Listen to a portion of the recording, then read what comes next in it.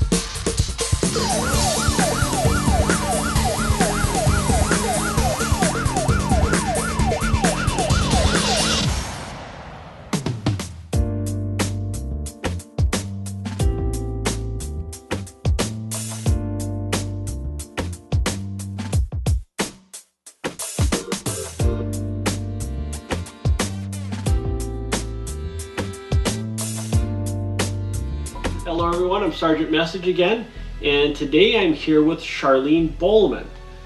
Charlene would rather be referred to by her nickname BB. BB is the wife of the town of Muskego's last constable, William Bill Bohlman. He was constable from 1963 until 1967, at which time then we had the city incorporated and we had our first full-time police department. So BB, tell me about Bill. What was Bill like? He was a great guy. He was a big teddy bear. And he loved the town of Muskego. We lived there for a long time. He was on the water patrol also. He belonged to the Muskego Lions Club, voluntary fire department. And when it came time to run for constable, he ran. What made Bill decide to run for, now, constable positions at the time, they were elected, not appointed, right? It was elected, right. So what made him decide to run for constable? Must have been the one job he never had in Muskego. What was his full-time job? Telephone company. So he worked for the phone company. Right. And so the constable was a part-time position. It was a part-time job. So when what year did he run for constable? Must have been in 62. 1962. 1962, 1963. 60, yeah. And was it a big, do you remember the election at all when he was running? There were signs put up, and actually by that time he almost knew everybody in Muskego, because being the telephone man, and that was his area. And he just decided to run and put his name on the ballot, and he ran. And he won. And he won.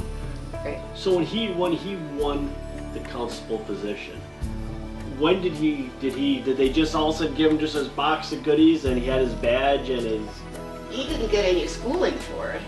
No schooling? No schooling for it. He just, and the squad car was our family squad car. It was our family car. And really? A red light that, a portable one, either on the dash or up on top. And he did have, once he was constable, he got a radio from the Waukesha Sheriff's Department. Because the Sheriff's Department, now the Sheriff's Department helped him out. When he needed help, they would help him out, so he had a radio and... Absolutely, and they are the ones that would reach him. If there was anything wrong, whoever it was calling would call our home. I was home with the kids at the time, we had 4 kids. They'd call your home phone? My home phone. Because this was back in the day, there was no 911? And... No 911, nothing like that. They'd call the home phone and give me the message. Then I, in turn, would call Waukesha Sheriff's Department. And they could radio Bill in the car. Now, would he keep his radio with him at all times? The radio was installed in the car. So you were one of Muskego's first dispatchers then? I didn't think I was, but I guess I was. What would people call about? Disturbances, family, dogs, some cars racing in front of the house, or there was an accident, or all different reasons. I'm sure the same reasons you have now. So Bill would get would they call it on, it was every day? Yeah, they knew he worked during the day, and if they did call during the day, I'd just refer them to the Waukesha Sure. Sheriff. And yeah, but right, every day and night. And So where did he take, like if he arrested someone, where would he take someone? well, there was a judge in the courthouse. That's at the old town hall. The right? old, yeah, it was all the old town hall. And he had a little, If it was a true arrest, then the Waukesha County would come in and help would him out. come and take him to the Waukesha County jail. So how did he, so he had no training, and No. but yet everybody I've talked to remembers him. Well, he just seemed to come by it naturally for some reason. What was his, if you had to pick some, like what was his philosophy? How did he approach, how did he serve the community? What was his goal? He loved the people. And it was just in him to do as much as he could, I guess. Does one story stand out? One particular one was on a Halloween, and of course the kids are all out, some of them drinking. And one night actually this even happened in our own subdivision, he found a teenage boy laying in the ditch and went to help him and discovered he was very drunk. Took him immediately to Waukesha County Hospital, where they pumped his stomach. And they told him that if he hadn't done that, he would have died from alcohol poisoning. Oh my That's goodness. one that I remember. And I know the outlaws were in town. Oh, tell us about that. And they gathered down at, there's a custard stand downtown, or in Muskego. Where would that be now? I mean, you have like, you know, where like you have the pick and save. Was it on Janesville down there? Or It was on Janesville. Because it was a different town back then. It truly was a different town. So long ago, it's hard to remember, and not anywhere near the amount of people at that time either. He got a call that the outlaws were there, and there were quite a few. And he went down and talked to them, joked with them. Didn't have one bit of problem. And they left without disturbing the peace or anything, but he was just a man that could get along with anybody. Seems like not much has changed No, from when he was doing law enforcement from we were as far as dealing with people.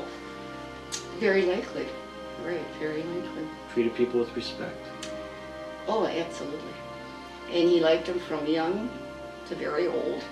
No preference. And one night he came home, and a car full of teenagers came into the drive after him. And I thought, oh boy, here's trouble. And they got out and talked to him in the drive.